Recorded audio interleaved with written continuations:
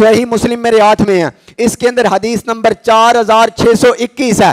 حضرت انس بن مالک کہتے ہیں رسول اللہ صلی اللہ علیہ وسلم غزوہ بدر سے ایک دن پہلے میدان بدر میں تشریف لے کے گئے، کہتے ہیں فقال رسول اللہ ھذا مصرع فلان ویدع یدہ علی الارض، آقا ہاتھ رکھتے فرماتے یہاں پہ فلاں کافر مرا ہوگا، یہاں پہ فلاں کافر مرا ہوگا، آقا نے نشاندہی کر دی۔ حضرت انس بن مالک کہتے ہیں ہم نے وہ نشانیاں غور سے دیکھ لی، کس کے لیے، کون سی نشانی رسول اللہ نے لگائی ہے؟ کہتے ہیں جب جنگ ختم ہوئی، اللہ نے مسلمانوں کو فتح عطا فرمائی، فما مات احدہم ان موضع ید رسول اللہ، کہتے ہیں آقا نے جس کے لیے جو نشانی لگائی تھی اس کی لاش وہیں پہ پڑی ہوئی تھی۔